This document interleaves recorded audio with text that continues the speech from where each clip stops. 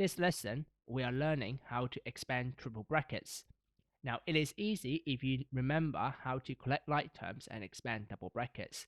If you know index laws, then you should find this not too difficult, providing that you don't make silly mistakes. Okay. Here's a little meme. I'll make it do a little voice over these. Okay. So top left, teacher is asking the student, a plus a is, student answer, 2a. Next one, teacher ask, what about a times a? As students ask, a squared. Okay, so teachers, please, and continue. What about a plus b bracket squared? Student, a squared plus b squared, without thinking. A few moments later.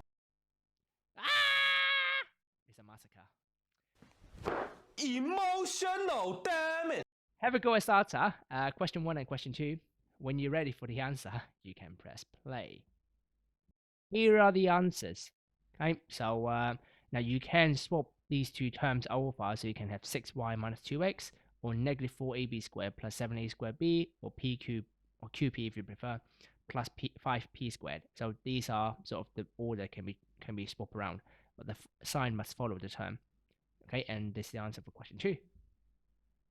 Expanding triple brackets involves multiplying out the terms inside the 3 sets of brackets.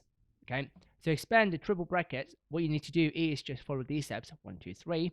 1. Multiply each term in the first bracket by each term in the second bracket. In other words, deal with the first 2 brackets first. Okay. Second step, multiply whatever you've got, simplify that, and then multiply that result you've got, and then multiply it with each term in the third bracket. And finally, simplify all the expression by combining the like terms. So here are 3 examples I'll go through with you. They're quite similar, but expanding triple brackets are always sort of similar, I guess similar working out every time. So number A, x plus 1 minus x plus 4, x plus 2. So question A, what I'm going to do is I'm going to expand the first 2 brackets to begin with. Okay, so I'm going to do x times x times 4, and then 1 times x and 1 times minus 4. All right. So x times x is x squared. X times negative 4 is negative 4x. 1 times x is positive 1x. 1 times negative 4 is negative 4. So the final answer, the answer to this double bracket, x squared minus 4x plus 1x is negative 3x minus 4. Next, we're going to multiply this result by x plus 2. So x squared minus 3x plus minus 4 times x plus 2. So again, same step. We're going to multiply x squared by x plus 2, negative 3x by x, negative 3x by 2, and then minus 4 and x, minus 4 and 2.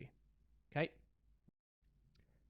So, step by step, x squared times x cubed. X squared times positive 2, positive 2x squared. Negative 3x times x, negative 3x squared. Negative 3x times positive 2, negative 6x. Minus 4 times x, negative 4x. Negative 4 times 2, negative 8. Now, look at these numbers in here, these terms. How many groups of like terms are there? Maybe I'll give you time to think about it. How many groups of like terms are there? 1, 2, 3, or 4? The answer is 4. We've got a group of x cubed. It's basically based on the power of x. X cubed is on its own. We've got 2 times of x squared, so that's one another group. X's, third group, and the constant term, the fourth group.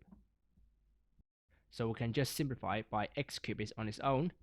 2x squared minus 3x squared is negative x squared. Negative 6x minus 4x is negative 10x. And then minus 8 on its own, minus 8 on its own. And that's the answer. All right. So let's move on. Question B. So let me write the question. 2x plus 3 bracket x minus 2 times 3x plus 4. Let's get more space. First step, again, we're going to expand the first 2 brackets to begin with. 2x plus 3 times x minus 2. So 2x times x, 2x times 2, 3 times x, 3 times minus 2. 2x times x, 2x squared. 2x times negative 2, negative 4x. 3 times x, positive 3x. 3 times negative 2, negative 6. Next, we can simplify it by collecting like terms in the middle, minus 4x plus 3x. So 2x squared minus 4x plus 3x is negative x, negative 1x, and then minus 6, minus 6. Next, we're going to multiply this result by the third bracket. So 2x squared minus x minus 6 times 3x plus 4. Okay, so multiply each term in the first bracket by each term in the second bracket. So 2x squared times 3x, 2x squared times 4. Negative x times 3x, negative x times 4. Negative 6 times 3x, negative 6 times 4. So 2x squared times 3x is 6x squared, cubed, sorry. 2x squared times 4 is 8x squared. So negative x times 3x, negative 3x squared. Negative x times positive 4, negative 4x. Negative 6 times 3x, negative 18x. Negative 6 times positive 4, negative 24. Now, how many groups of like terms in there? So we've got groups of x cubed with 2 terms of x squared. So another group, 4x and minus 18x, and minus 24 on its own. So in total, 4 groups. Let's simplify it. So 6x cubed on its own, 8x squared minus 3x squared is positive 5x squared. Minus 4x minus 18x is negative 22x. And then minus 24 is on its own. And that will be the final answer. Question C is x minus 6 squared times 4x plus 3. So how is this a triple bracket? Because of a square, there's a hidden bracket in there. So let's go for the first one. Now x minus 6 squared, if you remember the massacre, Emotional, damn it! it's not, you cannot just put the 2 inside the bracket. Okay, why? Well, because when you do a squared, it means you multiply by itself. So x minus 6 times x minus 6. That is a very common mistake. Okay, so let's go for it. X times x times minus 6, minus 6 times x, minus 6 times minus 6. So x times x, x squared. X times minus 6, negative 6x. Negative 6 times x, negative 6x. Negative 6 times negative 6, positive 36. Simplify the like terms, so x squared minus 6x minus 6x minus 12x plus 36. Still there. Next step, we're going to multiply this result by the third bracket. So x squared minus 12x plus 36 times 4x plus 3. So x squared times 4x, x squared times 3. Minus 12x times 4x, negative 12x times 3. 36 times 4x, 36 times 3. One by one. X squared times 4x, 4x cubed. X squared times 3, 3x squared. Negative 12x times 4x, negative 48x. Negative 12x times positive 3, negative 36x. Well, there should be a squared in there. See, I told you, 3, silly mistake prone, just be careful. Do it again, do it twice every step, every time move on. For example, x squared times 4x, 4x cubed. Double check before you move on to the next line. That's what I'm trying to say. And then next, 36 times 4x. So quick math, 36 times 4 is 144, so plus 144x. 36 times 3 plus 108. So next, we'll simplify like terms. 4x cubed on its own again. 3x squared and minus 48x squared is negative 45x squared. Minus 36x and plus 144x. So 144 minus 36 is plus 108x. And then we've got a plus 108 at the end. And that will be the final answer. Here is practice question 1.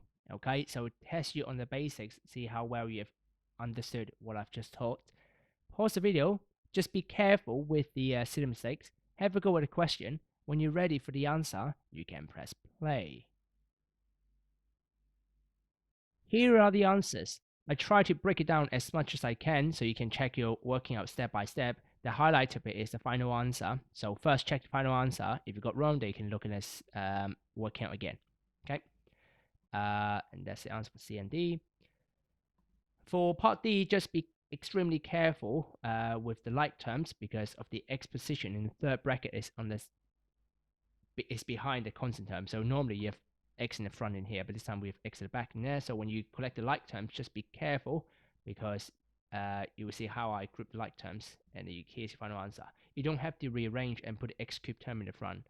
If you don't want to, you can leave it like this, but it's just a good habit to write the x cubed term or the biggest power of x in the front and then to smallest. Here comes practice question 2. A bit of problem solving, but it's not too much. Have a go at the question. When you're ready for the answer, you can press play. Here are the answers. Okay, here's the final answer. If you got it right, well done, move on. But if you don't, let's go through step by step. Question A, here's a cuboid. Find the expression. Expression means the answer will be in terms of algebra, so you're not expected to have a pure numerical answer that represents its volume. To work out the volume of a cuboid, you can multiply the length by the width by the height. So question A, so volume equals length by width by height. Now this only works with a cuboid, okay? Otherwise it won't work when you multiply all three numbers together.